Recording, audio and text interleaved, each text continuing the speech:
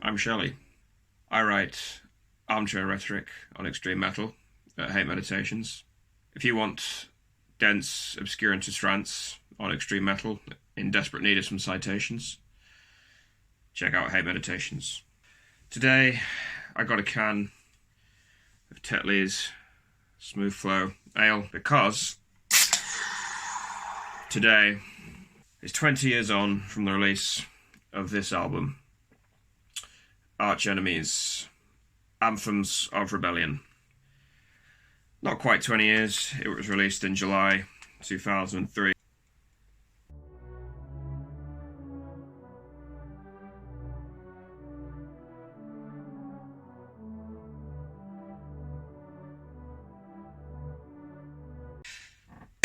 So, I guess we need to start by talking about who Michael Amott is. Michael. He's an odd figure in the metal landscape. His career, musically speaking, maybe nothing remarkable. He was one of a handful of movers and shakers in the early Swedish death metal scene.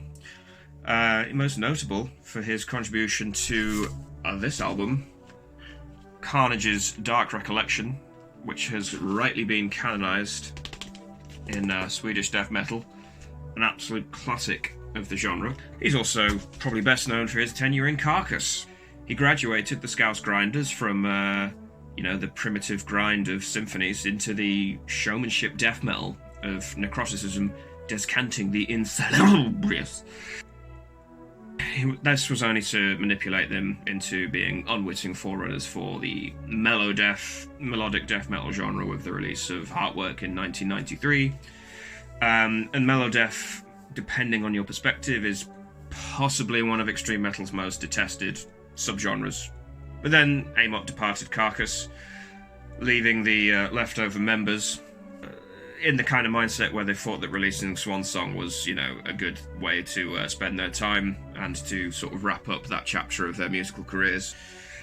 But a couple of years passed, and At the Gates released Slaughter of the Soul, another kind of watermark moment for extreme metal in its sort of topsy-turvy relationship with both commercialization and trying to retain a sliver of integrity. And Amott was ready to unleash his next project on the world in 1996, Arch Enemy. Now, not a lot of people know this, but this fucking album, possibly one of the most important albums to ever come out in the development of my music taste. It released a gateway in 2003 that I have walked through and never really walked back out of. Got me into death metal, got me into black metal. Everything that I got into after that is tangentially related to my discovery of Anthems of Rebellion in 2003. So, 20 years on, it's probably worth asking why. Now, to answer that question, we need to sort of we just need to admit a fact about being a teenager in the early 2000s, and that meant that you encountered new metal. It was inevitable. A fact now I firmly believe is responsible for extreme metal's resurgence from the late 2010s or the early 2010s even onwards. I believe that the popularity of new metal at the turn of the century kind of led to extreme metal's its position as just another genre in the plethora of underground music at the moment. It's kind of taken its place, whereas before it was a bit of an ugly sister amongst kind of alternative music. By 2003, right, let's be right about this. I knew about Carcass, I knew about Morbid Angel, I knew about Cradle of Filth, but I'd not really got to the next stage. I'd not ascended, however extreme metal fans like to put it these days. Whether it's, the first time you played Emperor's Wrath of the Tyrant EP and checked the speaker connection to see if it was connected right because of the static that was coming out, or whether you downloaded the Burzum album of Soulseek and started worrying that your parents might get a phone call off the police. We all have that moment. But 2003, my diet was firmly on terra firma with, a steady intake of Rammstein, Fear Factory, System of a Down, Killswitch Engage. For people of this generation, my generation, older to middling millennials, we might have inserted ourselves into metal through a more respectable path, the one gilded by metal aristocracies, the Judas Priests, the Iron Maidens, the Black Sabbaths, the Metallicas, the Slayers of the world. But no, my first encounter with music was, via Kerrang, via music television, via NME. And yes, of course, I'd heard of all those bands, but I wanted, the angst of new metal, and it was pretty much shoved in our face in the early 2000s. It was the thing. The most popular bands in the world were new metal bands at that time, at least those that were playing loud guitar music. And, we all look back at that with a sense of embarrassment. Ultimately, it all comes down to the idea that maybe we didn't know any better. We weren't that familiar with music in general, especially alternative music. We had no frame of reference. Our exposure was limited. Being a teenager in the 2000s was not conducive to having a respectable music taste. Not just because the internet was in its infancy. We might not have necessarily interacted with the right people. Bearing in mind, the internet was a very different thing back then. Social media was still coming of age. MySpace was the place to be, but if you didn't find the right obscure forum, you might not have got introduced to the right selection of bands that fitted into your particular kind of musical journey. Bolt onto that the fact that music television was playing the likes of Korn and Limp Bizkit round the clock. Your Papa Roaches or whatever was probably the heaviest, most edgy kind of thing that you were likely to come across. It's probably worth interrogating these assumptions, is what I'm getting at. Popping the hood on them and pulling out the wiring. Which brings us back to Anthems of Rebellion. The Tetley's smooth flow of melodic death metal.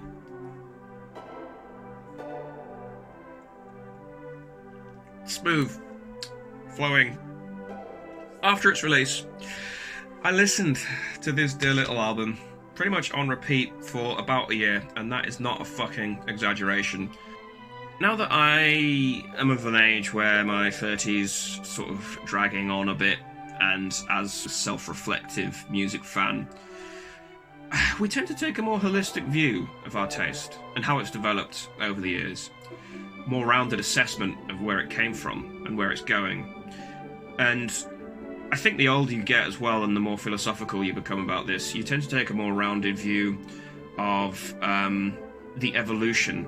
And that means that you can interact with albums like Anthems of Rebellion without somehow thinking that you are being dirtied by an inferior product. You can kind of take the stance of an academic doing a deep dive into some body of research and just trying to figure out where it came from, what it did, and where it's going. So it's with those eyes, that hat, that we look into Anthems of Rebellion now. And we look back on Arch Enemy's decidedly flat discography to figure out just what's going on. I listened back to it again very recently, and I was blown away, shall we say, by how this album was so explicitly designed to be a gateway. Going back to good old Michael Amott, let's catch up with where he was at this point in his career back in 2003. He teamed up with his brother Christopher, and he begins churning out so-so melodic death metal in the late 90s. Arch Enemy's first three albums, whatever your stance, they're not, terrible, they're not unforgivable, they're fairly decent melodic death metal for the time, better than anything In Flames were doing, sure. And by 2000, they chucked their original vocalist, Johan Lever, citing the idea that he couldn't cut it live, but make of that what you will, because they hired Angela Gossow, who, talented vocalist as she is, her sort of arrival coincided with the musicians themselves pivoting away from a pure death metal sound for the sake of sort of songs that centralized the anthemic chorus, the catchy hook, the basic but melodic thrash riff, and cheap speed thrills. I'm not saying any of that was Angela's doing, but that's clearly where Michael wanted to take the sound at that point, and that's where it went. And Angela's voice sat very well with that. Still distorted, still very cutthroat vocal style, but she was able to emote and carry a tune and rhythmically express what these songs required in a less primal and more calculated way. By less primal and more calculated way, I mean slightly poppier, slightly hookier. So Wages of Sin, which was the first album to feature Goss Out, it retains some rough edges, but it feels like it was designed to ease the longer-term fans into the transition that Amott had planned before finally Arch Enemy was introduced to the world via Kerrang TV and Anthems of Rebellion. This would see Arch Enemy emerge from their pseudo-populist chrysalis and finally embrace the cutthroat world of commercial metal. Slick production, simple, direct songs, virtuoso guitar solos, angst in the lyrics, but at least an attempt to make a show of being philosophically angsty. And, of course, the down and dirty aggression to give some semblance of legitimacy for fans that might be wary that things are creeping a bit too far into the commercialist territory. Tetley's smooth flow. No, I mean, this was something much more underhand. Arch Enemy were not just commercialising their sound or selling out. No, this was something a bit weirder that Arch Enemy were doing. They weren't selling out. They were sort of eroding their identity. They were sort of shedding their sense of self for the sake of becoming this vessel for generic collection of disconnected tropes and genre signifiers and agreed industry norms within bog standard extreme metal. I scanned the older reviews of this album on Metal Archives, and the term mallcore came up, which I'd totally forgotten about. Yeah, mallcore pretty much sums it up, and that's kind of where Anthems of Rebellion kind of sits in. This is no Black Album moment. This is rather the musical equivalent of the exact opposite process depicted on the cover of this album. The faceless face being removed. The opposite is happening on this album, where they're putting the faceless thing on and just becoming part of this Fordist production line of really, really, really standard metal. Ironic that this sort of came out around the same time as, you know, the Star Wars prequels were being made. Although actually with hindsight they look a bit avant-garde now, whereas this decidedly does not.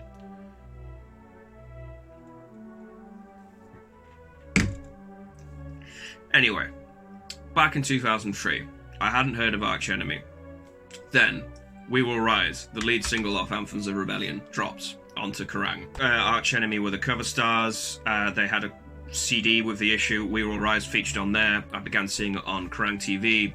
Youngling me was blissfully not briefed on what this music signified for Arch Enemy in their career, having been totally unaware of who Arch Enemy were. Or blissfully unaware, as I was as well, of the odd homogenization that extreme metal was undergoing at the turn of the century. But the effect of this album was no less intoxicating. It's not a simple case of this being the next phase on one's journey into sonic transgression. No, Anthems of Rebellion is it's a dispassionate inventory of what extreme metal has to offer. It's administrated in the most efficient, bureaucratized way possible. And I mean bureaucracy in the literal sense of the word. I'm not borrowing bureaucracy for the sake of loaning it out to make my music chat sound a little bit more academic or, you know, spruced up. I mean, this album is bureaucracy metal. It is administrated metal. It's Fordist. It's cold, calculated. It's delivery mechanism for cultural signifiers. We Will Rise, the lead single, as I mentioned, it boasts a lead riff replete with earworm credentials, sure, subdued verses with clean guitar to give great emphasis to the chorus, lyrics in the chorus, by the way, simple repetition of the song title, neat little middle eight to round things off and stitch it all together, jobs a frobber. Gossard delivers problematically vague aphorisms of rebellion. More. But the vagueness of the lyrics across the album, not just on We Will Rise, it allows anyone of any persuasion or background to insert themselves neatly into the lyrical themes and, you know, feel like they are rebelling or a part of a cause against something. The accompanying music video depicts the band playing the song and is intercut with metalheads running around with flags. Sort of, okay, But tracks like Exist to Exit, big centerpiece of the album. This is like the power ballad moment. It's this massive outro preceded by all manner of paraphernalia, tempo changes, riffs that go on for a few bars, lyrics that at least make a show of telling a story of some kind, despicable heroes, both the shortest number and the most compelling in my book. I used to love this track for its speed, its clever manipulation of tempo, its aggression, and the off-kilter riffs. I now realise it was perhaps the most recognisably extreme metal number on Anthems. There's a semblance of creativity going on. Some thought went into this track. The music isn't just a placeholder for another solo. The framework may be thrash, the drapery placed on it, mellow death, a little slice of groove metal thrown in for good measure, but, you know, the track, when taken against everything that surrounds it, probably holds up the best. Anyway, Anthems looks like it was written by a computer program designed to organise as many inoffensive tips of the hat to various nodes of extreme metal in the cleanest, most efficient way possible. We, as mere humans, may be puzzled by the outcome of this artistic standpoint, this AI unit that is creating this, but there's a logic that internally remains consistent. So, they can't all be zingers. We know this. Sell-out albums are sell-out albums, and we can debate whether they were made in good faith or not till the cows come home. But Anthems of Rebellion isn't just a failure to write zingers or an attempt at selling out or whatever and just failing. It's more that every single decision on the album, every single creative choice, every single technical choice seemed to be consciously planned to avoid the zing factor, any element of intrigue, chance, drama, conflict, anything beyond a dispassionate showcase of various corners of extreme metal delivered in the coldest, most scientific way possible. So let's bring this back to the early 2000s. This was a dark time for extreme metal, and I think nowadays we often forget that. Death metal ousted from the top slot by new metal, alt metal in the 90s. Black metal by the late 90s had run its course. The main kind of figureheads in it had either been locked up in prison, given up on the form, and their kind of crown had been robbed by, you know, the Danny Filths of the world, who'd kind of turned it into a bit of a joke carnival. Extreme metal was not in a good place.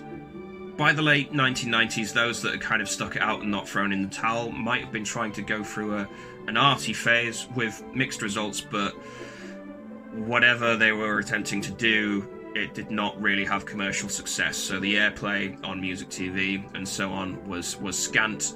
The shelf space in shops like HMV and Virgin, which was still a thing at the time, was also limited. You would be pushed out by your new metals of the world, your much maligned new rock revolution that Enemy were trying to push at the time. I forgot about that. Jesus. Anyway, by the early 2000s, the fledgling generation that had been introduced to new metal and were seeking something more, we were looking for the next bump, the next hit, the next thing. So albums like Anthems suddenly re-injected legitimate metal with this sense of enthusiasm. My weekly trips to HMV, maybe, you know, and other people like me, maybe sort of kidded some record labels into thinking that there might be financial clout left in the extreme metal genre.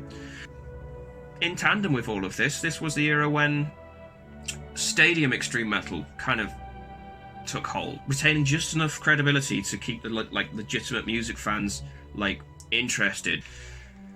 And, you know, with impeccable timing, a band like Trivium lands on the scene, releases their debut in 2003, and suddenly they are the thing. They combine the elements of this melodic death metal metalcore, they combine elements of the emotive poppy sensibilities of new metal, and, you know, slick production, good musicians. They kind of whipped up the desires, the misdirected, unknown, subconscious desires of a lot of metal fans at the time, and that's probably why they were able to garner such a following so very quickly.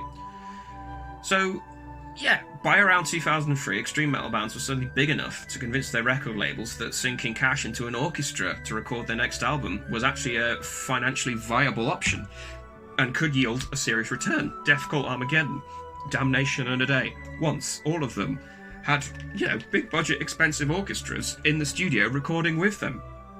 Arch Enemy did not do that, but they certainly fit into this kind of little trend. They slotted into this narrative. This isn't a process of simple commercialization for Arch Enemy. Wages of Sin was already quite commercial. In fact, Arch Enemy's career was all round pretty commercial by sort of extreme metal standards. They certainly weren't doing like the circus glamorization, commercialization thing that their big budget black metal cousins were. No. The Arch Enemy thing is a bit more bland, but also far more compelling as far as I'm concerned, because it was a process of extreme metal homogenization.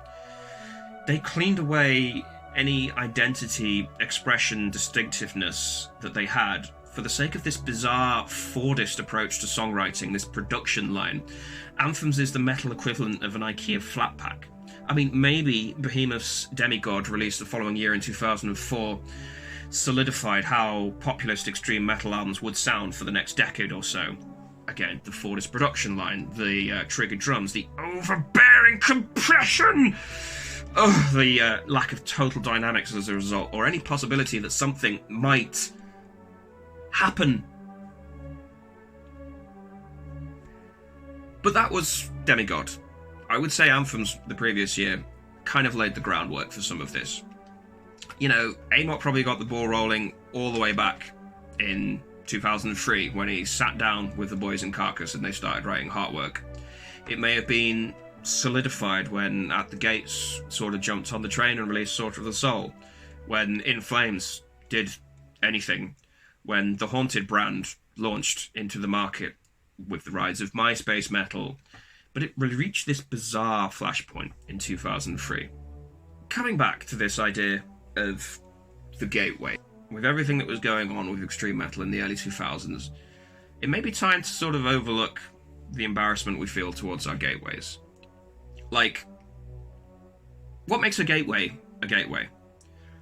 Over the years, I've probably scorned my new metal formative taste, but hate it ironically, new metal bands sounded like themselves, and God knows they weren't afraid to embarrass themselves for the sake of being noticed.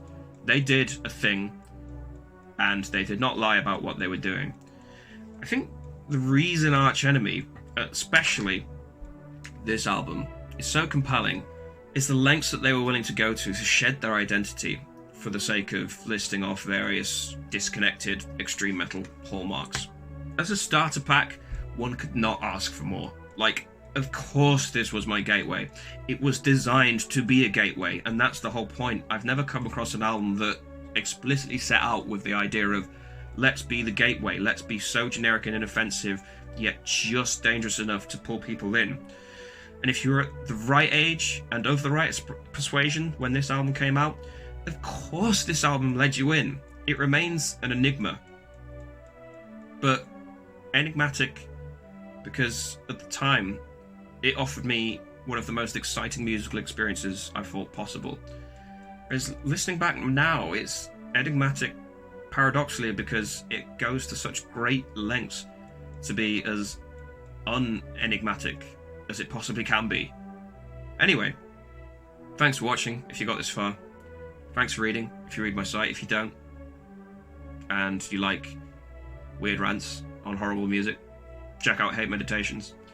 I'm going to enjoy the rest of my duly homogenized and processed Fordist pint of Tetley's Smooth Flow, and you enjoy the rest of your day.